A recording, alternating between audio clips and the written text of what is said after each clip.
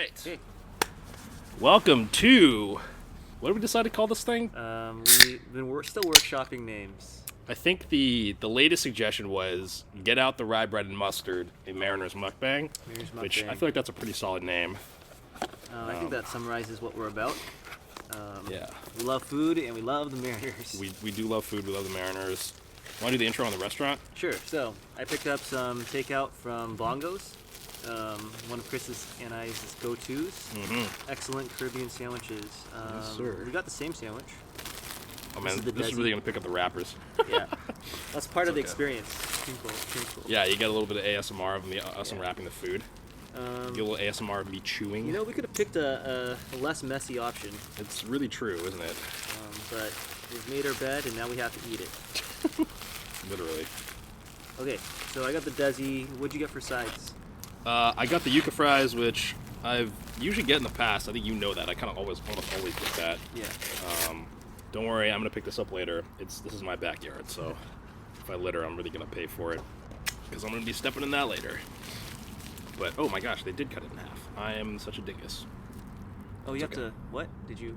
I ripped it off because I thought they didn't cut it in half. Oh no, I specifically requested that. Ah, that's smart. Yep. Okay, you know what? I'm just gonna let it sit there then. I got beans and rice as my side. Nice, nice. And the Desi is just like it's like caramelized pork, right? Mm-hmm. Caramelized pork with some citrus in there. Got the big onion, awesome caramelized onions. onion. Yeah, it's good. I gotta take a bite of that pork real quick. This is one of those sandwiches that the soggier it gets, the better it gets. Honestly, good for takeout. Okay, well, here we are. We're in your backyard recording our first podcast. Finally doing this. We're talking about doing it for. I think it's been on the docket for like 6 months now. Yeah. And luckily, the Mariners season is still going, so we can still do it. This would have been tough if we'd talked about it for like half a year, and then like honestly, if they were out of the playoffs right now, we probably wouldn't have recorded this, or it would have been a lot tougher to get the motivation to do it. Yeah, maybe we could have done like a post-mortem, but this is much more fun. Yeah, the post-mortem's a little bit more depressing. For context, today's October 2nd, is that right? Yeah. October 2nd, and the Mariners are about to open the ALDS against the Tigers in a couple days. Mm-hmm. So this is really like the second time the Mariners have made the playoffs in recent memory. Mm-hmm.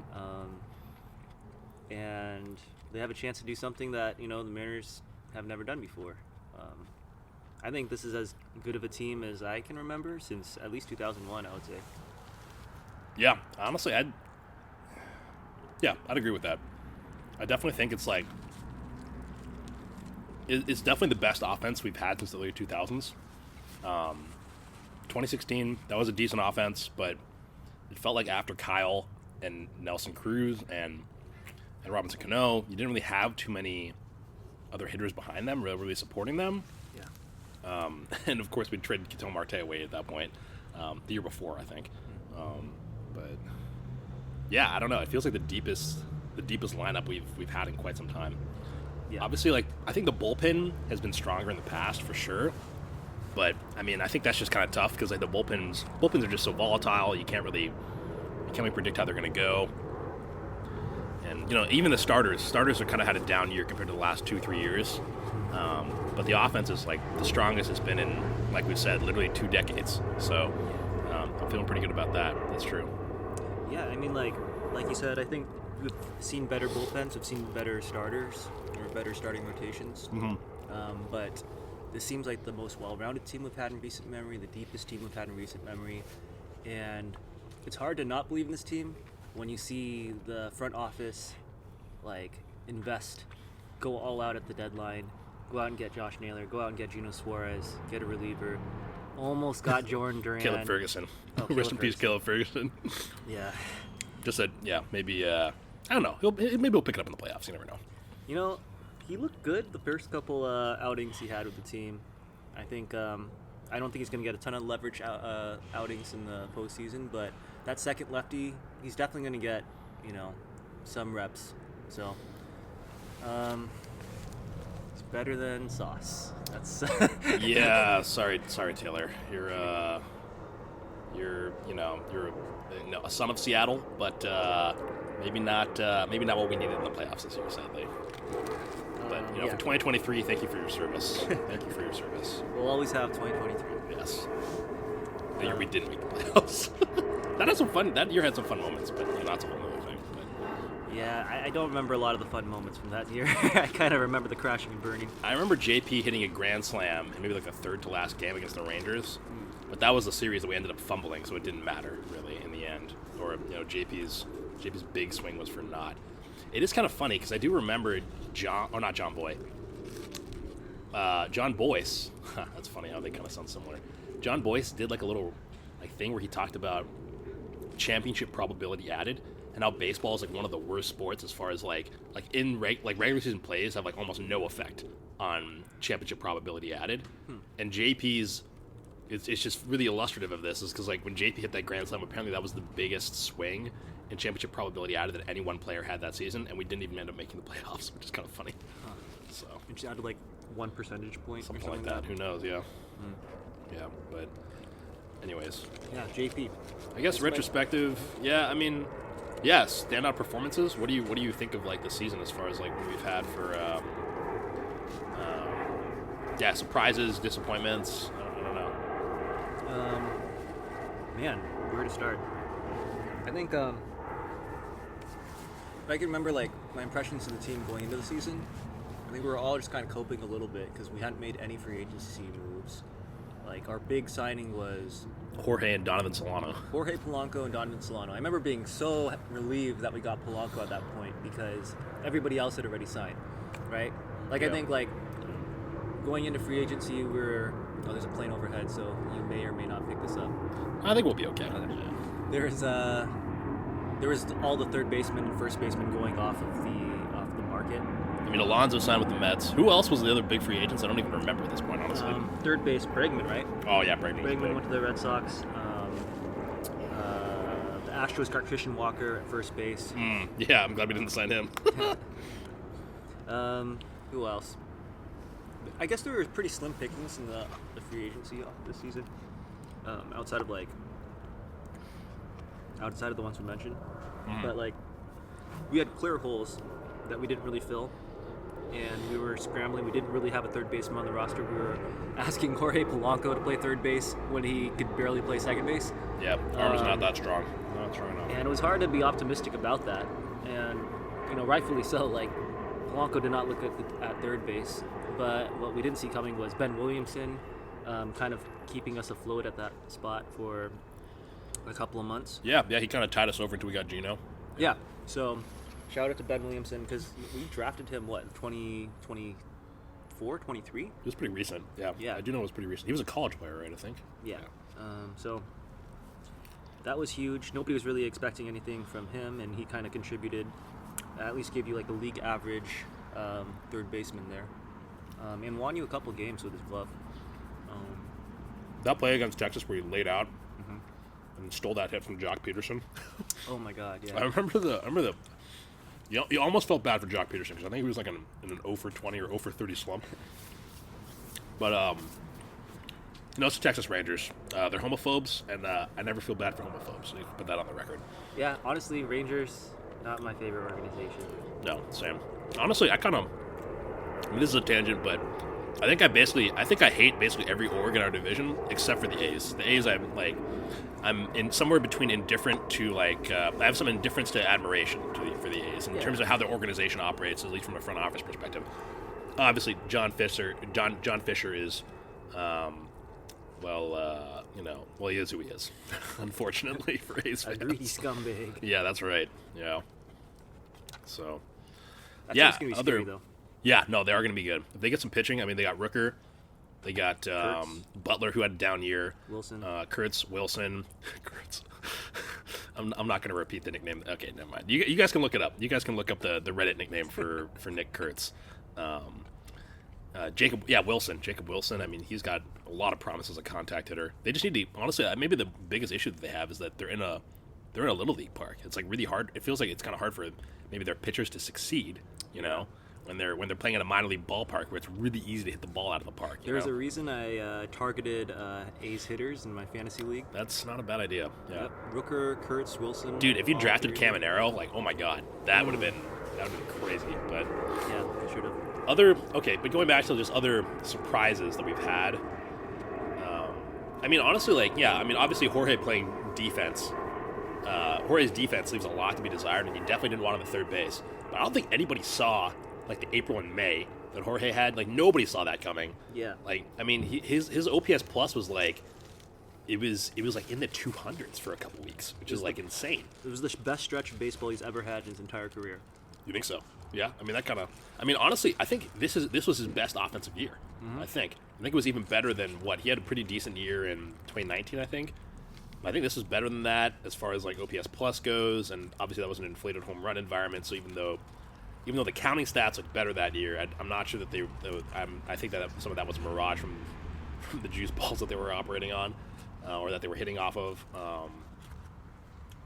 Yeah, I don't know. So I think Jorge is turned out to be like a really clutch signing for us.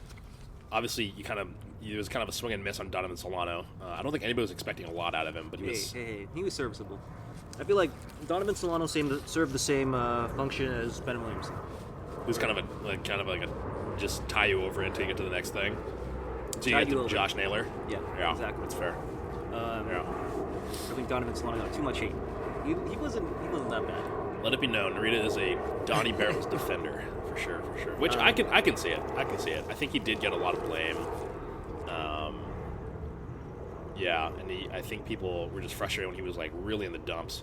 I mean, I remember he had a couple really good games. I mean, I think he had that series against the Tigers. He had like 1 or 2 home runs or something like that. I don't even remember, but series against the Tigers had 1 or 2 home runs, had a couple hits against them, I think. That was big. I don't know. Yeah, him and Rowdy. Rowdy was kind of like he was like a poor man's Carlos Santana from 2022. It felt like he had some big moments. I mean, he had a couple huge home runs against Toronto. Yeah, that was really big. Which unfortunately, man, Toronto kind of kicked our asses when they came here to Seattle, didn't they? It was kind of tough. It was a tough series. But I mean, other fun surprises. Dom Canzone. Like I don't think anybody saw that coming either. Forgot that guy was alive. Yeah, I mean, if you told me before the season that, second baseman Ryan Bliss. If you told me before the season that Dom Canzone was going to have a better season than Ryan Bliss, I would have been shocked. I would have been absolutely shocked if somebody had told me that before the season. Let's see, Bliss destroyed his shoulder. Was that even last season though? Or was that? No, that was this spring. That was this spring. Yeah. It was like the same week that Robles got hurt. Oh, that's right. That's why everybody was crashing out. I remember that, yeah. And Raleigh, Robles, and Bliss all got hurt like in the same week. Yeah. And suddenly our infield was thin, and then our outfield was just like decimated. We got swept by the Giants. Oh yeah, that was a terrible series. It was a dark time. Yeah, I mean, gosh, yeah, you gotta love Robles for hustling and making every single play that he can. Sometimes it comes around to bite you, but I don't think you don't want him to play any differently. That's just his play style, you know. And that's who he is at his most effective. And I mean, it saved our bacon in Houston, 2 weeks ago, so that's pretty big. Yeah, no, I love that high intensity effort, what he brings to the defense and the base paths. Yeah. I mean, other surprises. So yeah, we've had. I mean, Ben was big as far as just kind of, holding down third base for a bit. Ben was big. We had Dom, also, a really nice surprise offensively. Could still use some improvement on defense and maybe some athleticism. And then, how have we not talked about Cal Raleigh yet? Oh my God, yeah, Cal's like, I mean, maybe that's the funny thing is that like at this point it doesn't even feel like when he hits a home run or he hits like 2 home runs in a game, I'm like, I'm spoiled because I just feel like I'm not even surprised at this point. So maybe that's why I didn't think of him just now, Yeah, just that's Cal. Just Cal being Cal. Yeah, exactly. And it's like we're kind of spoiled that way. I mean, it's the greatest offensive season a catcher's ever had. I mean, is it the greatest season Mariners ever had? What is the greatest? What's the highest WAR total Mariners had? I want to say that Ichiro had 9.1 B WAR, so baseball reference WAR in 2001. So okay, you're a B WAR guy. I'm an F WAR guy. I don't remember what Ichiro's F4 was that year. It was probably similar though, honestly. Like, although you want to look it up, I mean, like Cal's got 9 F4. Let me look up Ichiro's F4 from 2000. What are other contenders? Griffey and Oh, A-Rod no, both sorry. had some crazy years. If I said 2001 earlier for Ichiro, it was 2004. That was the year that Ichiro really popped off because he had the 262 Yeah. win season. Griffey, I don't think. Oh, you know what? Actually, no, I'm wrong. The best season offensively, or the best season that a position player has ever had for the Mariners, is Alex Rodriguez. A-Rod in 2000. Really? What was it? 10.4. Did he have a 10-win season though in 1996 though too? Was it 96? Hold on, this is a baseball reference. Ichiro Suzuki Fangraphs. Is that a boomer thing to do when you? All right, are you looking up Fangraphs? I'll read the baseball reference ones while you're looking up Fangraphs. for Ichiro? No. What, A-Rod? Total or just total. So like baseball reference has like a list. Oh, I don't know how to sort it I don't know how to sort it on Fangraphs. Well, you Let try me to just figure dig that out. up. Let me just dig up what Ichiro did in 2004. So baseball references single season top 50 leaders, highest WAR by position player of all time for the Mariners. Number 1, Alex Rodriguez in 2000, 10.4. Okay. Number 2, Ken Griffey Jr. 1996, 9.7. Okay. Number 3, in the same year, 96, A-Rod had 9.4 WAR. Okay, that's what I remembered. I thought Yeah. I misremembered that 2000 was better for him, huh? Then Ichiro in 2004 with 9.2. Mm-hmm. Griffey in 97 with 9.1. Brett Boone 2001, 8.8. Ken Griffey Jr. 1993, 8.8. Number 8, A-Rod 98 with 8.5. Number 9, Ichiro in 2001 with 7.7. And then tied with Robinson Cano in 2016 was Cal Raleigh in 2025. Both had 7.3. So tied There for we the go. 10th highest baseball reference, baseball WAR, or B-WAR total. All respect to Robinson Cano, but yeah, you definitely take Cal's this year over Robbie's in 2016. But I know like B-WAR doesn't... It is doesn't a lot include lower, framing right? stats. Yeah. So what did you just say that Cal had? 7.3. Yeah. So he has 9.1 F4. Wow. So So that's I'm betting he's a lot higher in the F4 totals. yeah. Okay. He's got 9.1 F4 because the framing metrics just are huge. Yeah. Also, my phone's about to die, so you might have to start looking up everything for me. But that's okay. I think I remember generally speaking, I think I remember the stats better than you do. Just toot my own horn. But You got a good memory for that. But Narita knows ball better than me, definitely. So, yeah. I don't know. That was our original podcast name. The ball knowers. The ball knowers. The ball knowers. I forgot I guess I didn't didn't write take that off. one down. Yeah. Do Get out the rye bread and mustard. we trust? Should eat another yuca fry. Oh yeah. Also got the yuca fries. You gotta try the yuca fries from Bongos. They're really really good. Yeah. Get the yuca fries from Bongos. And you gotta make sure that, I mean, they should put it in the box. They'll put the garlic aioli in the box, but make sure it's in there. Make sure it's in there. All right, I'm trying to figure out how to look this up on Fangraphs. Must be a registered user to view more than 10 years of data. There's got to be somebody must have made a list somewhere. Online. Paywalled. Yeah. Paywalled. That's why you can't look it up like just like Google. But somebody must have made a list at some point. But it's beyond my abilities right now. I would have to find it. But I'm willing to bet he's a lot higher than 10 on Fangraphs. So who's higher than 10? Ichiro? No, I'm willing to bet Cal's a lot higher than 10 On Fangraphs? in F4. Yeah. No, I looked it up. It's 9.1. No. Oh, total. Yeah, ranked. Yeah. Like it's still probably below like the A-Rod Griffey seasons. Wait. Oh, you want it within the Yeah. like lined up? Yeah. I'd be willing to bet it's like either like top 5 or really close, like number 5 to 7. Yeah. But like that's elite company. That's upper echelon single season. Totals. I mean, that's like, you got Ichiro, Griffey, A-Rod. That's like 3 Inner Circle Hall of Famers, or A-Rod probably should be an Inner Circle Hall of Famer if Yeah. I'm being honest. No, those are all like inner circle Hall of Famers. Like it's kind of crazy that Cal Raleigh's name is up there. Like there are so many good Mariners individual seasons, so many good Mariners players who played here and never had a single season like that. Edgar never had a WAR that high, right? Edgar was very consistent, but yeah, he was. Cruz never had one that high. Robinson Cano did. That was a very good offensive season for Robbie. Yeah. Which, side note, Robbie's. I mean, I think Robbie's our best second baseman, better than Boone in my opinion. As far as like, because Boone's success felt pretty short lived. Robbie, I felt like put up a couple good seasons here. You know, it's a hot take. I think Boone's 2001 was. I mean, it was elite. It was 8.8 WAR, but I don't think he cracked. Maybe he got 5, maybe one or two other year, maybe one other year, but I don't think he I don't know. No, I think I might agree with you there. Like, I feel like Boone only had like a couple of good seasons with the Mariners. Cano had maybe a little bit more production. If you like looked at cumulative WAR, I wonder what that would break down to. Maybe I should amend my take. Just that a lot of people are like, oh, we never should have signed Cano.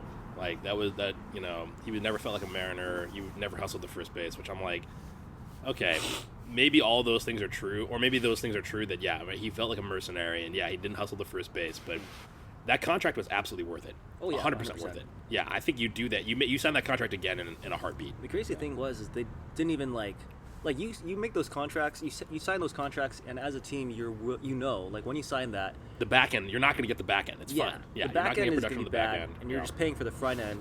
But they didn't even have to pay for the back end because they traded his contract away. Yeah, they had to. I mean, had to give up Edwin Diaz, but it's probably at the time it felt like a really good move. Yeah. So you probably still make that trade just to dump the salary even. Yeah. Oh, I think maybe the one advantage that Boone has over Cano there is as good as Cano was, never made it to the playoffs. Boone only made it 1 year, but they didn't make the playoffs that year. I think that's worth something, Like there were no glory days for Cano. Like he didn't get to be a hero in the postseason. But obviously that's not his fault really. Boone was like on a team that was much more stacked than the team that Cano was on. So, but like I think that is team success. I think is worth a little something. Yeah, I agree. Okay. Other question: Where do we rank the Mariners' past postseason teams in terms of performance, just like top to bottom? Ooh, okay, so there haven't maybe been that bottom many. to top actually. So what we got: 2025, 2022, 2001, 97. Yeah. Oh, and 2000, 97, and then 95. Is that 6? 6. Oh, that's right. Now we've got more playoff appearances than burst testicles. Yep. Good stuff. Got to cross that off the milestones. That's huge. That's huge. I remember Chunk sent me that Instagram reel. It hurts a little different when fans of opposing team bases send you memes about. Wait, Chunk's not a Mariners fan? I mean, he is, but he's an A's fan. Oh, okay. Gotcha. Yeah, first and foremost. Yeah, the fact that that's like a known, that fact is widely known amongst not Mariners fans, that does kind of hurt. Yeah. Or it hurts a little less now that we've got 6 playoff appearances. Not anymore. Yeah. Yeah. So, what was I gonna? Okay, yeah. So I think offensively, let's see, 2000. If I had to take a guess, I would say that our 2022 season was probably the worst offense that we probably put to the postseason. That roster was not very good. I mean, honestly, it's interesting because I looked at our regular season stats. We had a 108 OPS plus over the course of that whole season, so we were above league average. Okay. When it came to offense. What's this year? This year we're 113. Okay. Yeah. Right. So we were above league average on offense in 2022, but yeah, it just, I don't know. It felt like we didn't have that many reliable hitters. It was Julio, it was Cal, it was Gino, it was sometimes Ty. JP kind of had that was kind of before he had a really good season in 2023. He didn't feel quite as reliable. So I'd say that's probably the worst offense that we've taken in the postseason. That might be, although that bullpen, that might be up there with like some of the best, like that might be 1A or 1B in terms of best bullpens that we've taken in the postseason. If I had to take a guess. They had like the three-headed monster of like Seawald. They had Seawald, they had Munoz, they had Brash. Yeah. Which is like, that's absolutely huge. And then you had guys on like, I think you had Sadler too. Casey Sadler. You had Will Vest. I think Will Vest was on the team at that point still. Who else? Penn Murphy. Boyd. Penn Murphy had some great performances. Matthew Boyd, before they turned Boyd into a starter. Man, wouldn't have been great if we'd figured that out, right? that bullpen was really good, really good, much better than this year's, I would say. I agree with you. A lot deeper. yeah. Yeah. We didn't talk about like surprises on like the negative side. Oh yeah. Remember we were all talking about Gregory Santos? Ooh yeah. I guess I kind of forgot that he existed actually. 0 strikeouts on the year. Does he really? 0 strikeouts. Was that the over under? Wait, what was the over under that we were talking about? Under was 1/2 of a strikeout. Was that it? That was the Oh over-under. no. That was after he went down with the injury. So for context in the chat, Gregory Santos gets hurt. Narita proposes an over under, just like trying to guess what's going to happen the rest of the season. When did he get hurt? Like April. This is in April. So Gregory Santos gets hurt in April. Narita messages our Mariners chat, and he's like, okay, is Gregory Santos going to get more than half a strikeout or less than half a strikeout the rest of the season? And yeah, the under hit. Man, I was such a fan of that trade when it happened, and it's been Who did we give up for that? we didn't give up a lot. I don't remember who it was. I don't think it was a lot. I think we gave up like a back end of our top 10 prospect, maybe. Yeah. No, I mean, it felt like a really good idea just because, ground ball machine, guy that was locked down for the White Sox, and that hasn't quite panned out. I wonder how much time is left on his contract. He could still be He's got another year at least. maybe a useful piece in our bullpen next year. Who knows? But yeah, 2022, that was a really good year for our bullpen. Side note, another really good year for our bullpen. This is like, I don't know why I remember this or where this is coming from, but 2014, I'll always remember that bullpen because that bullpen was elite. Was that the year they were like on the cover of Sports Illustrated? Were they? Did that curse us? I have no idea. But that was our first year with Robinson Cano. First year with Robbie Cano. We had, who did we have in the bullpen? We had Fernando Rodney. We had Tom Wilhelmsen. I'm trying to remember who else was in that bullpen. I can't remember who else other than that. Might have been, oh, crud. We had, oh no, we traded back for this guy. Misovic? Was it? No, not Misovic. Something else, somebody else. But anyways, that bullpen was really good. I read something that basically that bullpen collectively performed like Cy Young, Clayton Kershaw. Wow. Which is like insane. Like they had, I think that a similar FIP, similar ERA plus, that kind of stuff, to Clayton Kershaw, which is absolutely nuts. That was a good bullpen. It's a really good bullpen. Our offense, coincidentally, just like 2022, also sucked that year. That was the year Felix was really close to another Cy Young, but total tangent. Not even a playoff team that I just brought up there. So yeah, that was a good bullpen. My knowledge does not go back that far. I don't remember that. Honestly, like I don't really remember the where do you put? If I had to take a guess, I don't know this for a fact because I honestly don't know the stats that well on our early 2000s teams or our late 90s, early 2000s teams. I'm betting 2022 was 1A or 1B, and then the other one, 1A or 1B, for bullpens has got to be 2001, don't you think? Bullpens? Right? I mean, Arthur Rhodes, you had Kazuhiro Sasaki. Norm Charlton, Sasaki. Yeah. I'm trying to remember who the other guys were there. Jeff, oh crap, what's his last name? Jeff Nelson. He was a reliever, right? Yeah. Yeah, that was a pretty strong bullpen. Had a good rotation that year too. They had Freddie Gonzalez. Yeah. They had Jamie Moyer. Freddie Garcia. Freddie Garcia. Oh my God. There's no Freddie Gonzalez. I just made that up. Yeah, Freddie Garcia. That doesn't feel good, Chris. we can edit that out. We got Freddie Garcia. Who else was in that rotation? John Halama, Ryan Franklin. There was a third person in that rotation that was really good. That I'm trying to remember. Was it Aaron Seeley? It was Moyer. Because our Garcia, Pinheiro. Moyer, Pinheiro. Was Pinheiro good that year? I don't even remember. I don't remember. Yeah. I wasn't looking at I wasn't looking at Fangraphs when I was 6. Yeah, that's true. Neither was I. Yeah. I wonder if Fangraphs even existed then. Who knows? Yeah, something to look up afterwards. I think. Okay, yeah. So if I had to take a guess, I bet you our rotation was probably I bet you that was probably our second best, or some of the 1A 1B range as far as our bullpen goes. Where 2022 2001 are kind of neck and neck for bullpen. Yeah. Other good bullpens. Honestly, I remember 95, 97, 2000. Let's see, 95, 97, 2001, or 2000, 95 to 97, 2000. I wonder if our bullpen was decent in 2000 just because we just moved to Safeco. Did they have Sasaki in 2000? Yes. I'm not sure. I'm honestly not sure. I know their like from The bullpen in '95 was terrible. Yeah. From So reputation, bad. the bullpen in '95 was supposed to be pretty bad. Because it was They were also like, playing in the Kingdom, like yeah, no, it was not a pitcher's park. which makes what Randy was doing even more impressive.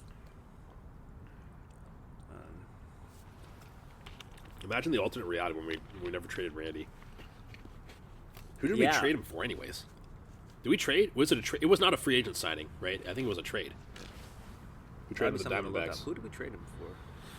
Yeah, because he would have been coming into Safeco at the time. Yeah, that's a better pitching Garcia, environment than Moyer. Arizona. Yeah.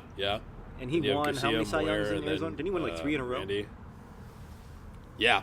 I think he had 3 in a row, and I mean his peak was in Arizona. I mean I think he was putting up 9-10 wins pretty regularly in Arizona. Wins above replacement. Yeah. So. Yeah. Okay. So So we talked about bullpens. I'm gonna go ahead and guess that. 2001, 2022 probably our 2 best, and then the other 4. I'm guessing this year's bullpen's probably in the 3 to 4 range. Yeah, middle of the pack. And then the '90s bullpens are probably last, I would say. That'd be my guess. And then let's talk about rotation. On paper, I think it's 2022, right? 22. let's see. We had Robbie, we had George, we had Logan. Who else do we have? Castillo. Oh, Castillo. Jeez, man. Castillo was really good. My memory is so terrible sometimes. That start he had in Toronto. Yeah, that was utter dominance. I mean, even if Marte turns out to be like a really good player for the Reds, like I think you're still happy about that trade. Really still happy about that trade. I think a huge part of that trade, a huge benefit of that trade is just like having like that veteran leadership to kind of like help the younger starters kind of grow. Steady the ship, be the rock, as it were. Yeah, exactly. I mean, that was obviously that was the first postseason team I got to watch live, really on TV. But that was a dominating performance. Like they didn't. I mean, I want to say that they didn't get somebody to second base until like the 7th inning, which is like insane.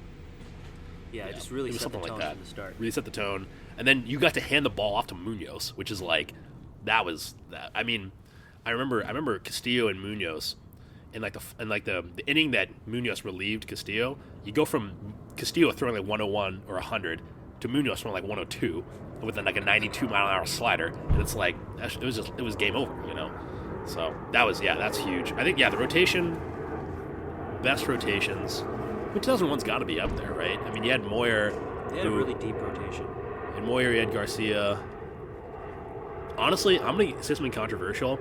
I think on paper, this year's rotation's got the highest ceiling. Maybe that's not even controversial, actually. That's a pretty normal take, I'd say, actually. I agree with that. I think they haven't lived up to it, but they haven't looked at that this year. I mean, like the 2025 versions of Gilbert, Kirby. I mean, Miller wasn't on the 2022 team, and Wu wasn't on the 2022 team. Yeah. So like, Gilbert's better than he was back then. Kirby's better than he was back then, in theory. Now you have Wu. Now you have Miller. Miller's probably not going to start in the postseason, but Castillo's regressed a little just from aging, but it's like, I think you still like Castillo in the postseason just because he's a veteran presence. So, yeah. I agree. I think that's a smart take. I think 2025 has the highest ceiling, and I'd feel better about the 2025 starting rotation than the 2022 one, even though the 2022 one was really good. Yeah. I think 2001. I think I would take 2025 over 2001 too. Really? I mean, if you're talking about, I guess if you're talking about just like pure performance, you probably take the 2025 guys were nails, are nails compared to the 2001 guys.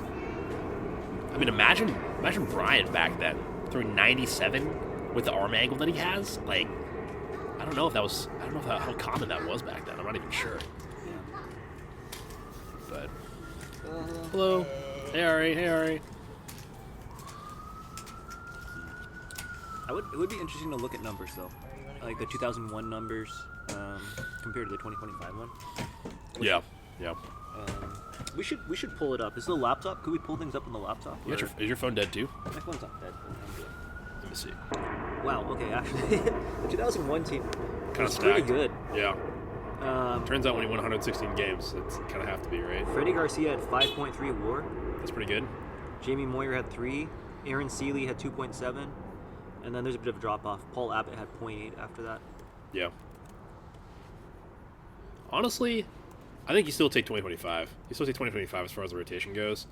Just because I think back then, the counting stats of WAR is it's like a little bit hard to rely on back then for pitchers. Yeah. Because now, a guy hits 95 or 100 pitches, he's always coming out of the game. You know, you never leave a pitcher in there for that long. That's true. I guess I didn't think about that.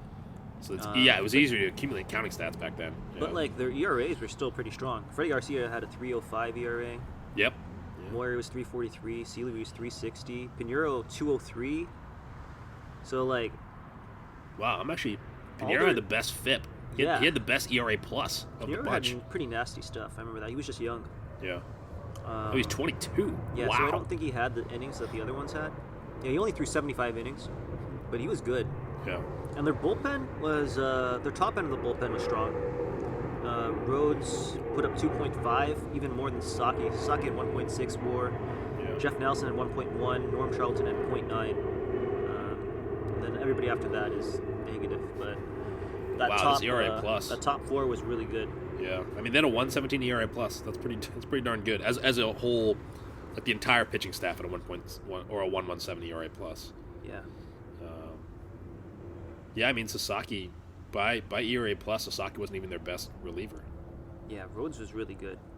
It's at a just 241 like ERA coming out of plus. the pen. That's crazy. Yeah.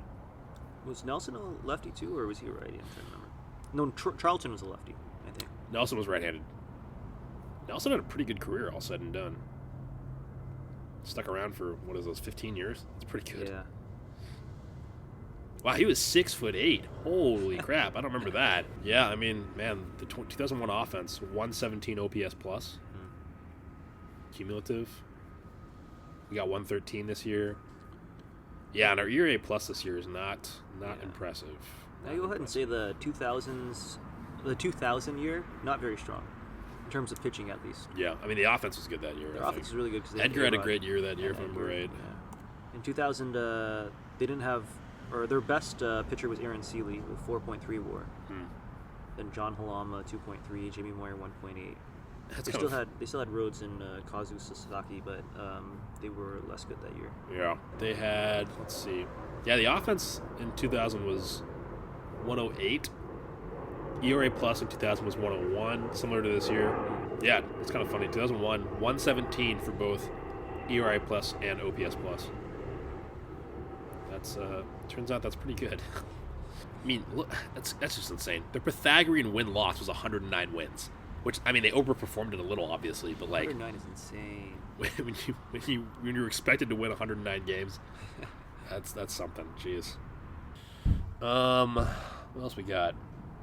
Highlights and lowlights. Highlights and lowlights.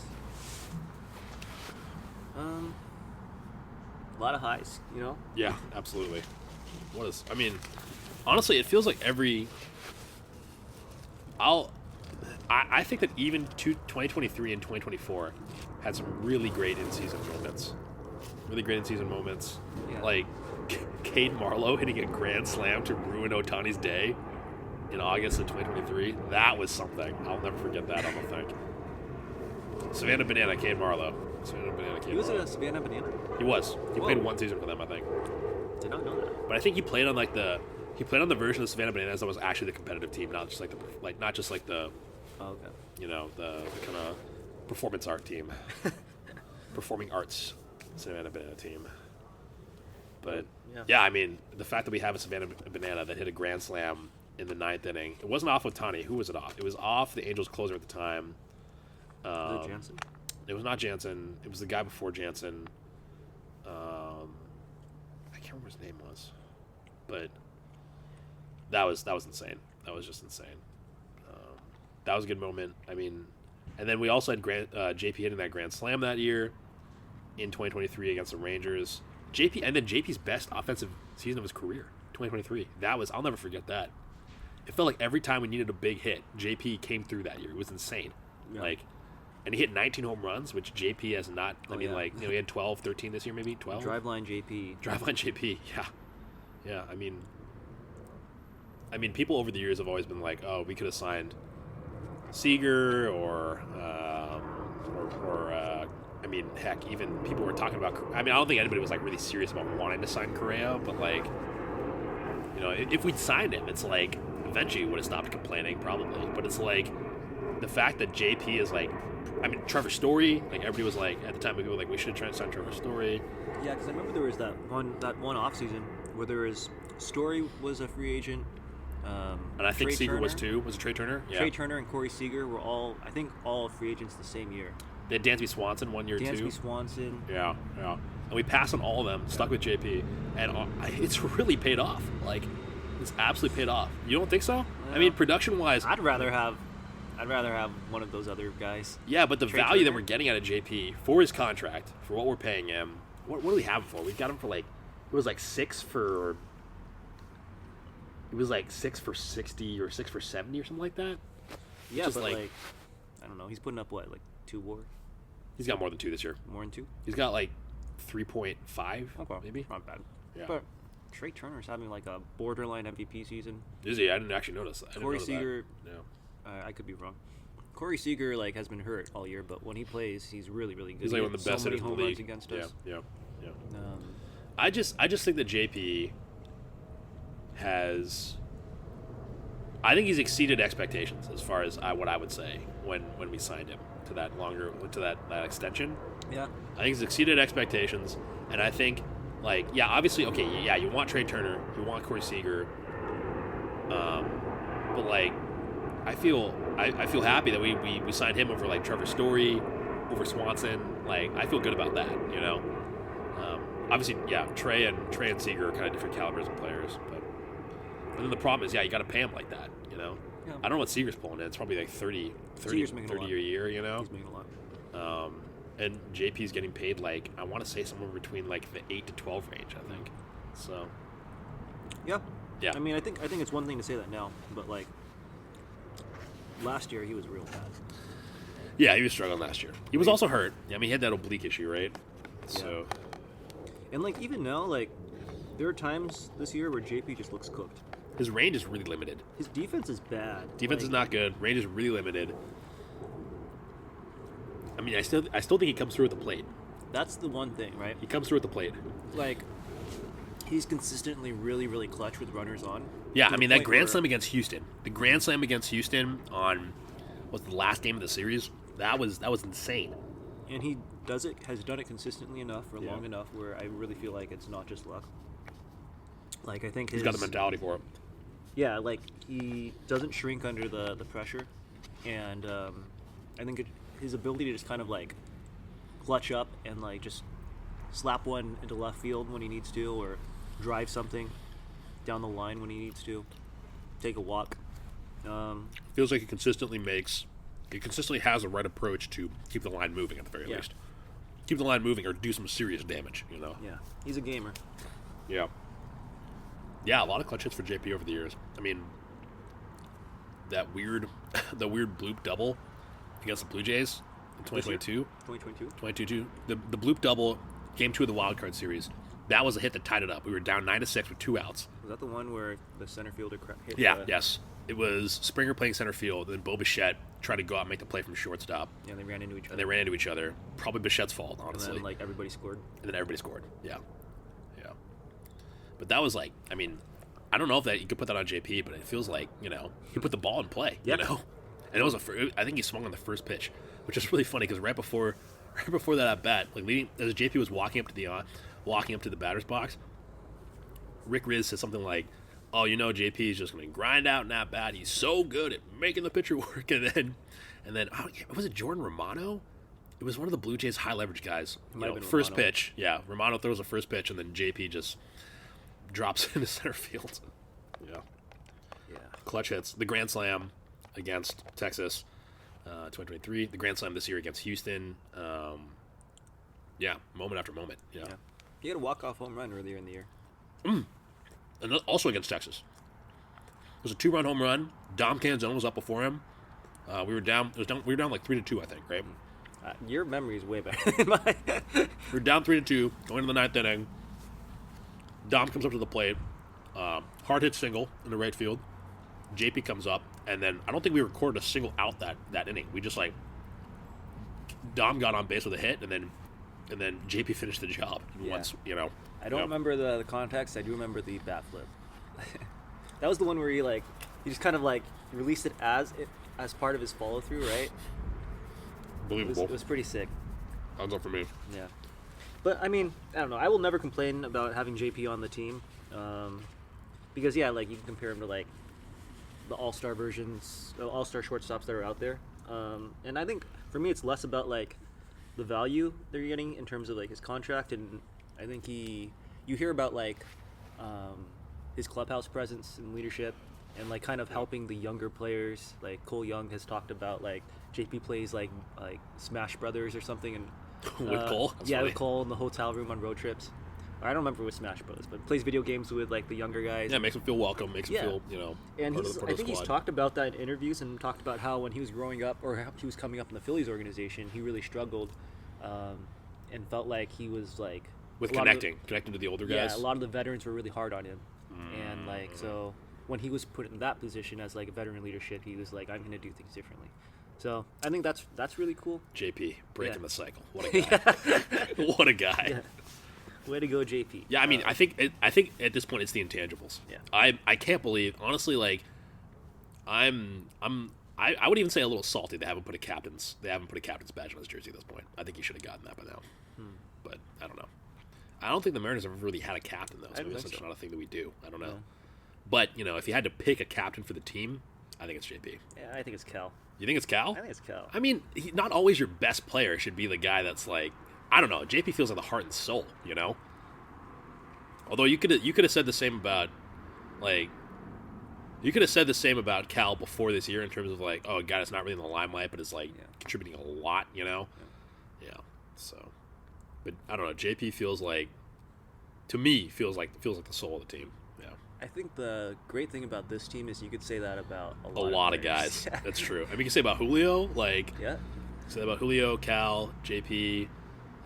I mean, Gino's huge clubhouse presence. Big vibes guy. Yeah, big vibes guy. A lot of vibes guys. I mean, by all accounts, this seems like it's a really fun clubhouse full of good guys who actually like each other. And there seems to be even the 2022 team had drama behind the scenes. I don't remember. What was it? Oh, Robbie? Winker, was it Robbie? Winker. Oh, yeah, Winker not. Yeah, I remember because it came out that Mitch was saying, Mitch was a huge clubhouse presence at the time. He was talking about how Winker didn't really prepare the same way that the other guys, the amount of energy the other guys put in. I don't remember who said what, but... I'm pretty sure it was Mitch, yeah. Because Winker got left off the playoff roster, right? Yeah, he did. Yeah. Ooh. But, yeah, I don't know. There's, the role players on this team all seem like they're 50 grade or 60 grade vibes guys, as well as the leaders. I feel like I've talked about this with my friend Will. You go to Dom Canzone's Instagram, he just looks like a finance guy that just graduated from Ohio State. That's what he looks like. He's you look at his pictures on Instagram, you're like, oh, this guy works at Deloitte, and he's always wearing a Patagonia vest or something like that, which is really funny because he just looks like a normal guy. That's what I'm saying. It's kind of funny. So, yeah, a little bit of a goober. Yeah, I can see it. Yeah, I can see it. Yeah, I mean, there's a lot of personality in the team.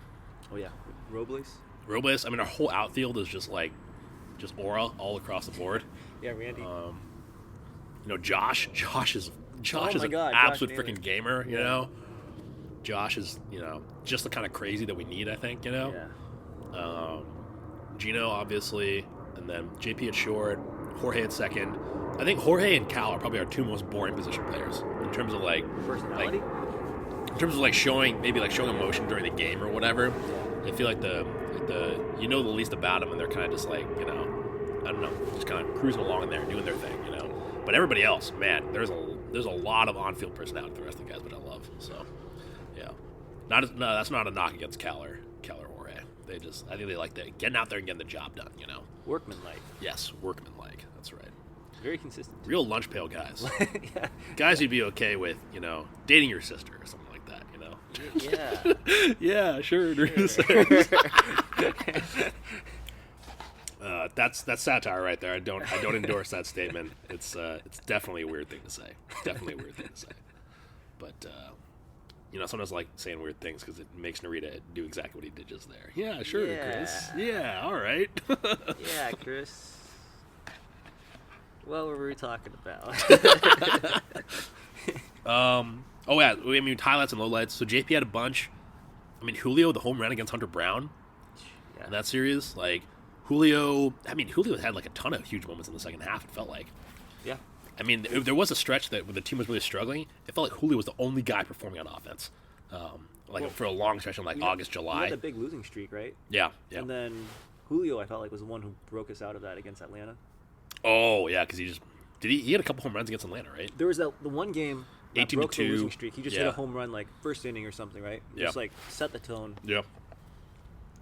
And it was kind of like no guys, I've seen this before. This is not happening this year. We're not laying down and dying. We are going to. I remember the vibes were really bad too. We were on that road trip. There was a couple of back-to-back road trips where we just could not win series, and our pitching was not doing well. Our struggled was in. slumping. Was it against the Mets? Against the Mets, we were sucking. Yeah, it was the Mets, the Rays. Oh, it was a Rays series. That's right. That was bad. There's a couple of AL Central teams. Who was it? Was it Kansas? Yeah, Might have struggled against Kansas City. Kansas. Yeah. Yeah. And the team, you could tell that the team was talented. They were just not performing. Yeah, in their heads or something like that, or just everybody was slumping. It felt like even during that slump, it was like Julio was still doing stuff, but we just lost every game anyways. Yeah. This is just kind of vague recollections, but that's the thing. I don't really pay attention when they're really sucking. I think that's probably for the best mentally. My mental health. For my mental health. Man, second half Julio, driveline JP. These are the mythical. Imagine if we got all those guys together at the same time. Mythical fighters, Yeah, mythical fighters. Yeah, Randy when we're playing the Astros or something. I don't know. Yeah, I just remember.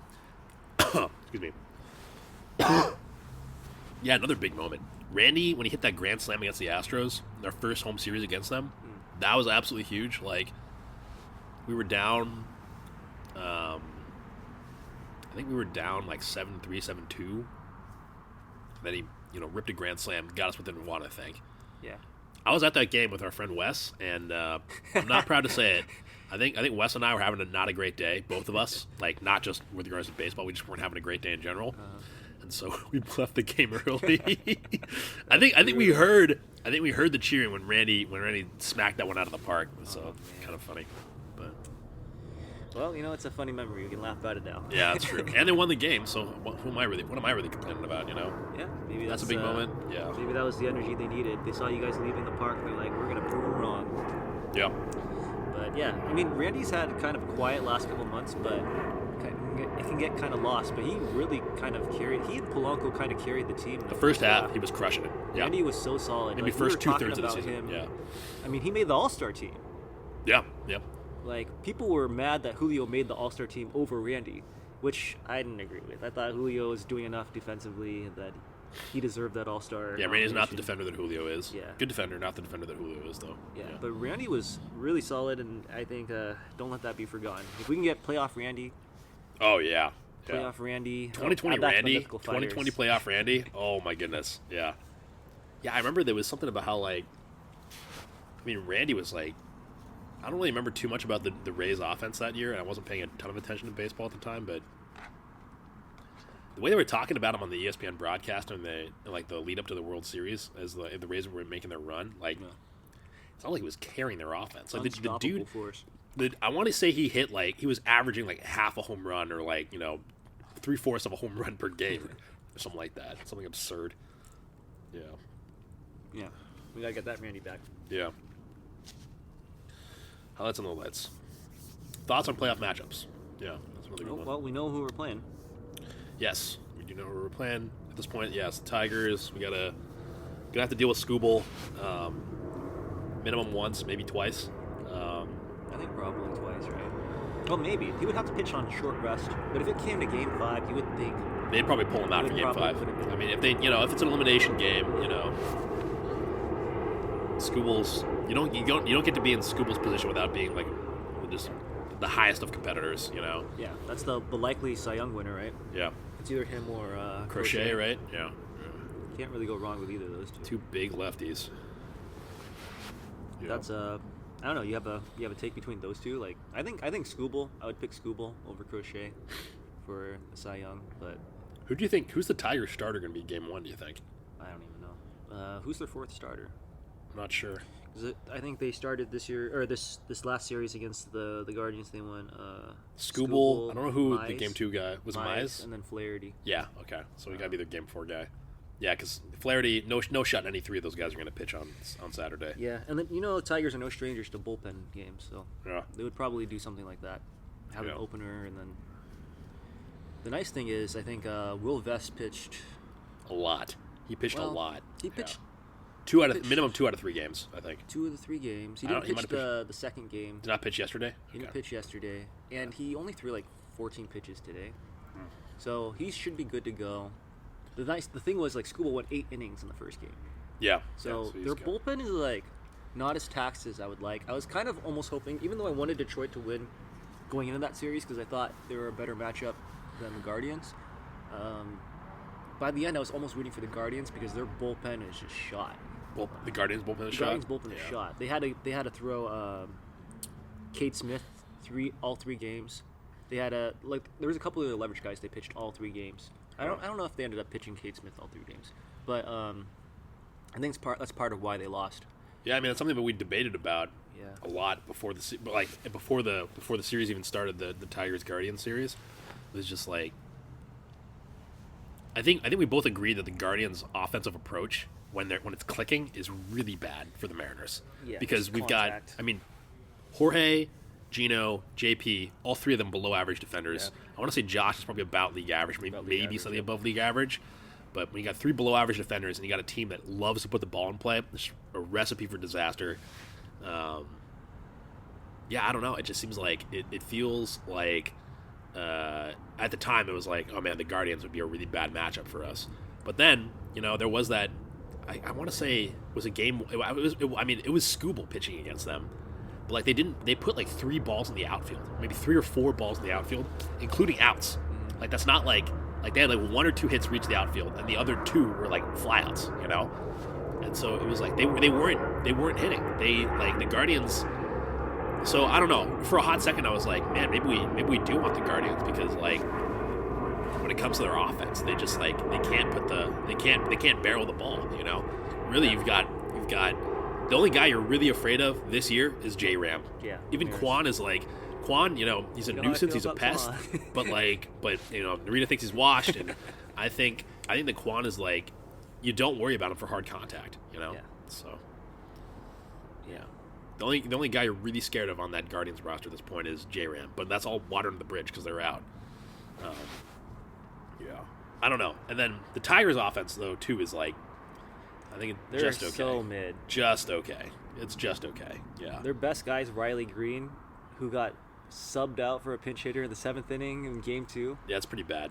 Because they didn't trust him against a lefty. When Narita, when Narita posted that in our Mariners chat, and at that point, I think I responded to that with the GIF of Michael B. Jordan from the first Black Panther movie, where he's like standing over, he's oh gosh, what's Chadwick Boseman? He's late Chadwick Boseman, rest in peace. He's standing over Chadwick Boseman after he beat the crap out of him in that ritualistic combat, and then he was like, "Is this your king?" I was like, "Oh, Raleigh Green, is this your king? This is the best you have to offer? You're gonna pinch hit a guy in the 7th? Like imagine. I cannot imagine a world in which Dan would pinch hit Cal or Julio in the 7th inning of a game. That would just be absurd. Like I'd be like. Dan, they better have gotten hurt or Riley Green, we have Riley Green at home, and it's Dom Canzone. Yeah, it's Dom Canzone. Lefty power hitter who's like, really good against righties and like decent to solid against lefties. I mean, Dom might actually be better against lefties than Green Yeah, if they no. were that scared Well, about hitting him. I don't know. I don't think Riley Green has like terrible splits against lefties. I think they kind of just overthought it. We're like this righty has better splits against lefties than Green would have. This is against major lefties. 2022 Scott service energy, just like Yeah. sticking too much in the analytics, maybe. The numbers though. The numbers, Mason. What do they mean? I think you can overthink it a little bit. Whereas like I think but Dom Canzone isn't even that bad against lefties either now. Yeah, Like, yeah. In the past he has been, but this year he's almost cleaned it like up. probably like close to league average or so. I want to say it's like 110, 120 OPS, OPS plus, which is I mean, I think you live with that. Yeah, you can. Yeah, Live with that. I mean, if they bring in a lefty in the seventh inning or whatever against Dom, I think at this point I'm like pretty comfortable. Just I'd rather have him than Garver, because if they put in another pitcher who's right-handed in like the ninth inning and then Dom comes around to hit again, you'd rather have Dom in that situation than Garver. You know? I was kind of thinking about this today a little bit in the sense that like I think this is the best offense like starting lineup we've had in a long time, but I almost don't want them to use their bench too much. Yeah, I think I it kind of gets- agree. It gets pretty limited pretty fast. Who's on other our than bench? We got Robles- Garver, Mastroboni. I mean Vic. Yeah, you kind of got Vic in there, who's like swapping out with Canzone depending on the day. Yeah.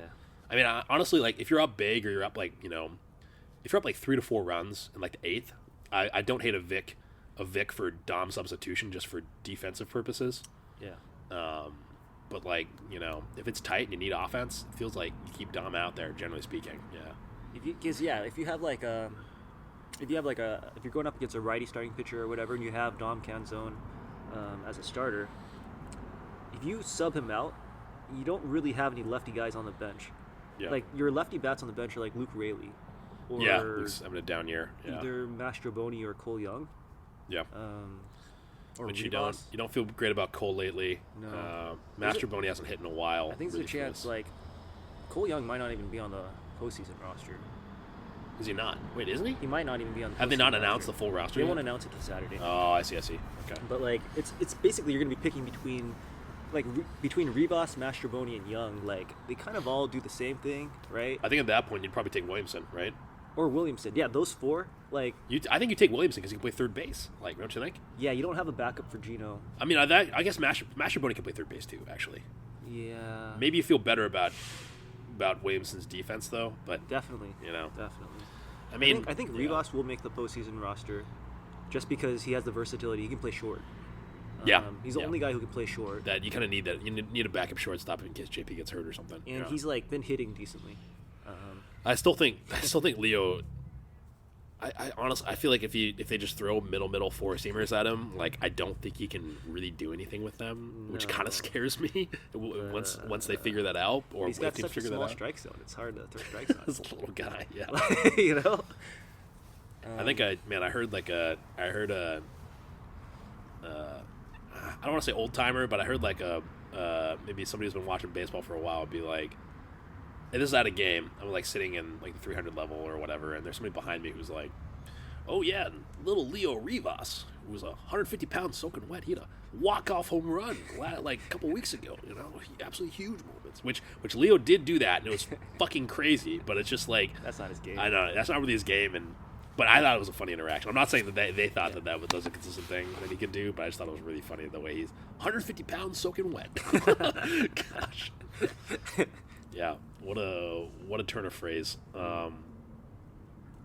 Yeah, so, I don't know, postseason matchups.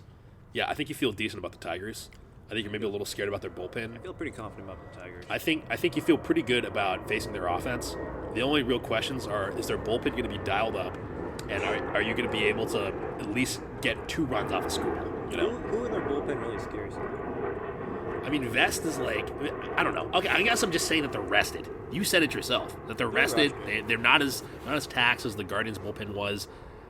I don't know. I mean, you got Vest. You got It's a who are the bunch other of guys? cast-offs. Wait, who's the guy that just throws changeups? I don't even remember. Oh shoot, I forget. He You know what I'm pitched talking today. about? Yeah, he pitched today. I don't Okay. remember his name. But like, there's like the Mariners cast-offs. They got Will Vest.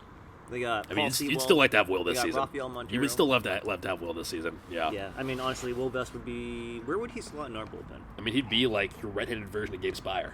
Probably be like our 7th, 8th guy, Yeah. or 7th, 8th inning guy, Setup guy. I think he's. I mean, it seems like he's having a better season than Brash. You know. Yeah. Brash kind of scares me, like you said. His command is just a little bit off. Yeah, command's off. But yeah, I think you feel good about facing the Tigers' offense. You feel generally good about facing the rotation, with the exception of Skubal. Except for Skubal. Which I know they're succeeding against him this year. That doesn't mean anything. I don't trust that. That doesn't mean anything. Everybody's like, oh yeah, we've beat him like 3 times or whatever. That doesn't mean shit because like the guy is elite. It's the postseason. Anything can happen. Yeah. You know, the regular season means nothing at this point, and it's just I don't know. It's it gets me grinds my gears when I see people post that. I'm like, come on guys, we know better than this. You should know better than this. No, I think yeah. I would favor the Tigers to win the game that Skubal starts, and I'd favor the Mariners to win every other game. Yeah, I feel it. For Skubal, for the game that we're going to face Skubal, probably game 2, I feel like if you knock him out in 6 innings and you get 2 runs off of him, I think you feel pretty good about that. Oh yeah, 100%. 2 runs in 6 innings, you feel great about that against Skubal. Yeah. Go take that in a heartbeat. Yeah. I mean, get more, you love it, but man, that guy is not to be messed with. The one thing that's giving me a lot of concern is how quiet they're being about Brian Wu. Yeah, you think he could be hurt? I saw the interview where they were talking to Brian Wu. He didn't. It's hard to tell because like he's not saying anything, but you tried to like read his like body language. Yeah. Kind of the vibe he's giving off. See if he looks a little stiff on that shoulder. I don't know. He didn't give me a lot of confidence. Yeah. It's not great. You know what Peter would say? You gotta send him to one of the elders in Chinatown. They'll fix him up real quick. Oh yeah. Get that massage. Yeah. Get the massage done. Somebody probably stick some needles in him. You know. Yep. I don't know. I think Brian game 3 was the idea. I mean, I guess there's not a huge difference between game 3 or game 4, right? Like they're both on the road. Yeah. If you need to give him an extra day, sure. But we need him to pitch for one of those days. Like if we don't get Brian in the ALDS, you feel like it's a toss up at that point. And I think we still got the edge. I think it gets a lot closer though. Because then, like, if you're throwing Bryce Miller or like, you don't feel good about Bryce on short rest, you do not feel good about Bryce feel great about that. In game 4. Yeah, game 3, game 4. Yeah.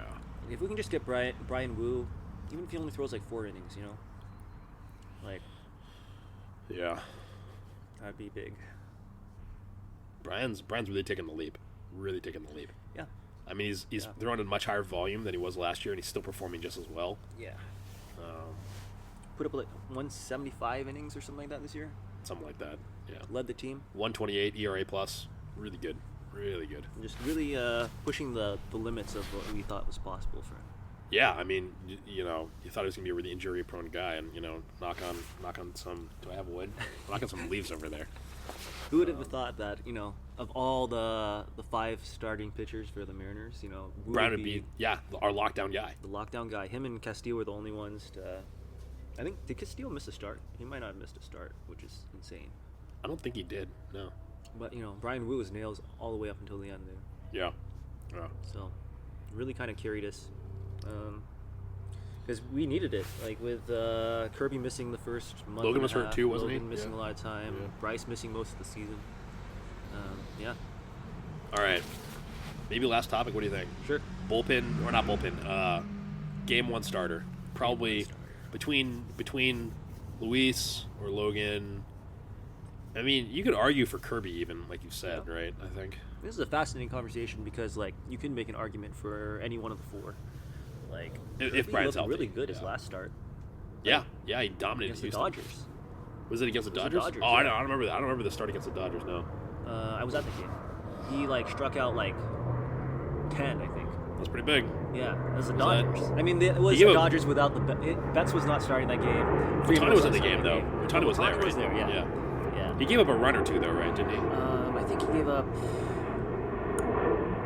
might have been 2. A run or 2. But the stuff must have been good if he's racking up strikeouts like that. So I think I read somewhere that he started using Brian's 2-seamer grip. Interesting. Okay. And I think the knock on Kirby has always been that he can't get whiffs. 2-seamer's working for him. If he can start getting whiffs, that's kind of game changer. Yep. I mean, he had our best starting pitcher performance against Houston. You know. Yeah. I mean, Brian looked excellent there too, and so did Logan. But I think, Brian went 5 innings, so I think George had the one up on him because he went 6. Yeah. And then Logan did give up a run in his 6 innings. So it really does look like Kirby's peaking at the right time. I think the one hang up I have is just like I don't really trust him mentally. Like he's shown like he can like have those blow-up starts. Yeah, a bit of a where he hothead. like something goes wrong for him, like maybe there's an error or something, or he walks a guy, and you can see like the visual frustration. Yeah. And it just starts to snowball. It's like grinding to a halt. You can kind of see the momentum slowing down. And I feel like every single time you see that, like more often than not, like it starts to go downhill and you can't reel it back in. That kind of scares me. So a lot of trouble kind of getting back into the game. Yeah. Like I think I would probably almost prefer like Gilbert over him, just for that reason. Or Castillo, Gilbert or Castillo. Yeah, no, I agree. I think the game 1 starter at this point has got to be with Brian probably hurt and not pitching game 1. It's got to be Logan or Castillo. Yeah. And honestly, my personal bias is Logan, just because I think right now from a pure talent and stuff perspective, Logan's got that edge over Castillo. I could see the argument for having George game 2 though. Honestly, you're doing Logan game 1, George game 2, and then getting Castillo for the game 3 start maybe. The argument I've heard for Castillo is Castillo has huge disparity in his home versus road splits. Oh, so you want Castillo pitching at home? But is that like overthinking it? It could be. Yeah, I mean Castillo's. Because pretty much everybody on that staff has pretty big splits, home and away, except Brian's for Brian. the only guy. Brian's the only guy who's really just as good at home away as he is at home. Yeah. So I don't know. I could definitely see the argument for Kirby in game 2 over Castillo. I think. Yeah.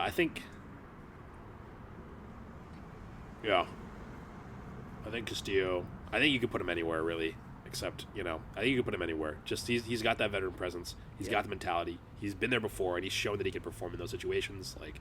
Yeah. You feel good about Castillo. And it's nice in the sense that like I don't feel like I'm worried about like ego a little bit too much between like Gilbert and Castillo. Like ego. when they named Gilbert the game 1 opening day starter at the start of the season. Right. It didn't seem like Castillo was like bitter about that at all. Yeah. Like seemed like he took that in stride. Yeah, with the exception of Kirby's probably the biggest head case on the rotation. Yeah. But yeah, I mean it feels like Brian, Brian, Logan, and Castillo, like they all feel like they'd do anything to just help the team win. Yeah. And Kirby probably would too. He's just gets a little mad sometimes. I think. Angry George, Furious George. You were saying he gave up a home run, I think, against Tampa, plunked a guy. Yeah. And then they hit Dom the next inning as retaliation. That rubbed me the wrong way. I mean, that's bullshit. That's George losing his temper, and then Dom has to pay the price for it, which is terrible. Yeah, and then like in the post game interview, he didn't seem like he cared at all. Oh my god, yeah, that'll rub you the wrong way. I think his what did he say? He said, "Oops." It was like, yeah, I don't know. Didn't appreciate that from George. I mean, even if he's like indifferent about the fact that he plunked the guy, I mean, at the minimum, you're expecting like, oh, I lost my cool there, and then my teammate had to pay the price for it. That's really on me. Like that's what you're hoping for, Yeah, I think that's best case scenario. I don't think you expect that. Like you would expect him to be like, oh, it wasn't intentional. I didn't mean to hit him. Like but I'm sorry for hitting. Like I hope he's like not hurt or anything like that. I mean, I think at the minimum, you're just. I think he should have been more concerned about Dom. It seemed like, yeah. But he was just so blasé about it. Yeah, not great. Yeah, but he's been pitching better lately, so hopefully he's in a better space. Yeah. We're gonna need him. We're gonna need. I mean, he pitched so well his rookie year in 2022, right? It was good. He came in. 2023 also pretty good. Yep. So. Yeah, I mean, he closed that crazy game against Toronto, game 2 of the wild card series. Came in, started throwing 100, struck out Altuve. I remember that. Like, yeah. Oh, you're talking about game 3 of the ALDS. Is that right? He started game 3, the one that went to 18 innings. No, the one where he came in relief. The one that we came in relief, I'm pretty sure that was against the Blue Jays. Oh, you're right. Yeah. But, I mean, he was nails against Houston. 7 innings pitched, no runs. Like, can't ask for better than that. Jeez. Yeah. Especially from, at the time, the guy that was probably your number 3, number 4, you know? Yeah. I think, like, best George case is- scenario, yeah. like, I think a lot of people are talking about, like, oh, we should trade George. Like, not a good team fit, like, culture-wise. I think best case scenario, he learns to, like, kind of harness that and kind of, like, turn that into, like, a Naylor type of A little bit of a psycho yeah. energy. Yeah, which that can be, like, you know, beneficial and helpful for the team. Right. Yeah. So. If you kind of rein it in and use it competitively. Yeah. Right, exactly. Use that anger competitively. Yeah. Yeah. So, side note, last topic maybe. I remember we talked about, honestly, like we talked about, a lot of people have talked about trading Castillo, and we've discussed this. Honestly, I'm kind of on board with, I think you were saying we should hold on to him because, you know, yeah, you got Kate Anderson in the wings, but after that, it's like, you know, I mean, Logan Evans is young, you know. Logan Evans It's probably not a major league. You don't think he's a major league starter? Not even a 4? Maybe a 5. Maybe a. You Maybe think a he's five. he? He You think looked good this year. he's either a 5 or a bullpen arm? Is what you're saying, huh? I don't even know. I mean, he's not on the he's not gonna be on the postseason roster. No. But I'm saying that like long term, just like next year, you probably want to hold on to. That's what I'm saying. That's what I'm agreeing with you. I think what's in the a sense vision? What's the vision for Logan Evans? No. I'm just saying that he's young, so you got to hold on to Castillo. That's all I'm saying. Yeah. But I just don't. I don't think you can. You don't think he's gonna? I don't think it's. You don't think the growth is there? That he turns into like a major league contributor. Yeah, that's fair. Like I think he's a depth guy. Yeah. I think Hancock probably has more long-term. I like Hancock as a bullpen arm. Yeah. I feel like when we've thrown him out there in the bullpen, he can throw his fastball like 2-3 miles an hour a little faster, you know, and like I feel like when he was up there against he's pitching against the Rockies. It was the Rockies. He changed like, his arm slot. He lowered his arm slot like 10 degrees. Has it helped a lot then? His sweeper gained a ton of movement. Okay. Like his I remember stuff, he was like I felt like he was like throwing fucking frisbees out there. Yeah, you know, yeah. like they did not look like they were picking up on that pitch very well. Yeah. No, he made a major mechanical change that like kind of changed the way I viewed his outlook. Because like his stuff looked so much better. He was getting way more swings. I mean, it's the Rockies, but like the movement, Yeah. and even on the fastball, when you lower the arm slot like that, it like the pitch shape is a lot harder. Helps to a hit. lot. Yeah, Helps so- a lot, especially for off-speed stuff. I think it helps a lot for off-speed. And that might make him like more of like a righty specialist, but that gives him a long-term like niche like role, you know? Yeah. Whereas where- it's like otherwise he's kind of like a borderline 4 or 5 guy. Yeah. It'll be interesting to see if they put him on the postseason roster. Emerson. Yeah. I hope they keep him there. Honestly, I think you need him with the way our bullpen is. Like, you know, I know Vargas has a purpose in terms of like inducing ground balls, but he scares me. Vargas does not inspire confidence in me. Like, I think I've got you got Spire, you got Munoz. I mean, Bizardo, you feel solid to decent about. I mean, he does have his blow-ups, but like you feel decent about Bizardo. But like the rest of them, it's like, I mean, like Legumina, no way Legumina's on the postseason Legumina, roster. Jackson, like those guys. No, you don't. Yeah, they haven't shown enough this year, sadly, I mean, the nice thing about the postseason is you can throw your top guys every game, pretty much. because they got enough rest. You have enough rest. Yeah. I mean, as long as you're not pitching them 2 innings every game, you know, like you can throw Munoz 3 days in a row. Like, I like Hancock out there. I like Hancock as like a long relief, kind of Yeah. like a safety valve you can go to if somebody gets hurt or just yeah. Well, okay, so like, and then there's Bryce Miller too, right? So like, if you go with 12 pitchers on the postseason roster, which normally you'd have 13 in the regular season, but like teams typically go with either 12 or 11, just because you don't need that 13th guy. You're gonna take your 4 starters, right? Yeah. Then you have Bryce Miller, who you put in the pen. I don't know what his role is going to be. I think he's kind of like a piggyback guy. Like, if you see, like, Logan or Kirby struggling in, like, the 3rd inning, and you yank pull him, him. you put can Bryce piggyback in. Bryce Miller and hope you get a couple of innings out of I it. think that's. I mean, I don't know. Don't you think Emerson could do that too, though? You feel less confident about Emerson? Honestly, You know, at this point, like if you'd asked me this 2 weeks ago, I'd been like, Bryce Miller, 100% over Emerson. I mean, Emerson looked really good though. Yeah. Well, at least I don't know. I mean, yeah, it was the Rockies, but the movement that he was getting on those pitches was good. Yeah. Okay, so Bryce Miller and Emerson, They're kind of your long relief guys. Yeah. But like, ideally, you're not using long guys in the playoffs. Yeah, it's true. That's really only if as a I mean, you're hoping things your go starters wrong. go 6 Yeah. every time. Yeah, Well, 5. Minimum in 5. playoffs, like you're pulling them as soon as like Anything looks off. yeah, Yeah. like third time through the rotation, you're like quick hook, right? Okay, so you have your top 4 guys. You have Munoz, Zardo, Spire. Brash. Those Those are your guys. You're pitching. You're relying on those guys. So That's already 9 right there. that's 9, not including Emerson. So you have like 3 spots for Ferguson. Do you think Vargas makes it? You probably want Ferguson. I think you probably want a second lefty out there. I think you want Ferguson. I think Vargas. Vargas. I think Vargas has promise. Yeah. I think he's got good stuff. He just, I don't know why. It just feels like he sometimes kind of scares the crap out of me, you know? Yeah. It just feels like when he's not locating his pitches, it's like it feels like he doesn't miss by a ton, but like, I mean, I don't know. I don't know if it was a bad pitch or just Adam Frazier got a really good swing on it, but that one home run that Adam Frazier hit against us in Kansas City, I was against Vargas, and I was like, what the hell? How did that happen, you know? Yeah, and then Vargas gave up the grand slam, right, against the Astros. Did he? Oh, man. Wait, when was that? It was the Was that game 2 of the Astro series? That was game 2. Yes. Yes, it was against the one did where we were up Correa? time No, and it was then- Pena. I think it was Correa. Correa. One of those Astro shortstops. Yeah, one of those guys. Yeah. Those 6'1", 6'2" athletic specimens who are really good at punching us right in our souls. Yep. Oh, Pena, I'll never forget him hitting that home run against us in 2022 in the ALDS.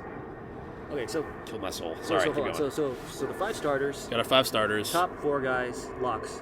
So that's Yeah. 9, and then you add 2 or 3. So then you have like Ferguson. Say Ferguson's your 10th guy. Ferguson's your 10th. Then at that point, you got either Hancock or Vargas. Or Vargas, or both.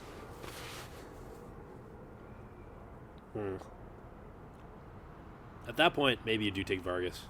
Because what Emerson does, I mean, he's a right-handed relief arm at that point who, you know, he's got pretty good movement on some of his breaking stuff. But just at that point, I mean, I think I don't know. Vargas' stuff is better, yeah, but his control can be kind of. his command is a little iffy. Yeah, but at that point, I think you probably take Vargas at that point because I mean, you have other right-handed arms that can do the same thing. Bizardo, Munoz, yeah. So, and they're used to those roles too. Yeah. So I think they'll take both. I think they'll have 12 guys. Vargas and Emerson. I don't hate that either, just because, like, you know, Emerson looked good. Why not? Yeah, and like, there's a great chance that like they probably won't even use 2 of the guys in the entire series, right? Yeah, I mean, Emerson and Vargas might never even see the field, right? Yeah. Right. But if you take like an extra bat, there's a good chance they're never going to see the field either. So. Yeah, I mean, everything tightens up. It's the postseason. So, yeah. All right, I think we went way over there. Well, It's currently 7:51, but good luck editing this down. To yeah, 15 no, minutes. I'll do my best. Yeah, so that's our first episode of Get Out the Rye Bread and Mustard, Mariners Mukbang. We barely talked about the food, but you know. Yeah, food review. How is your Bongos, real good, Bongos? This real was, good. I gotta get back to that sandwich at some point, but it's kind of hard to talk and eat at the same time. 60 grade sandwich? 60 grade sandwich? 60 grade sandwich. Yep. I'd say 50 grade rice and beans. I put it 60 for both the sandwich and the yuca fries. Nice. Yeah, I think honestly at this point I'd probably take Bongos over Paseo? and Unbien in a way. And Unbien. Yeah. I mean, I think, you know, if it's the 9th inning, you definitely want Bongos.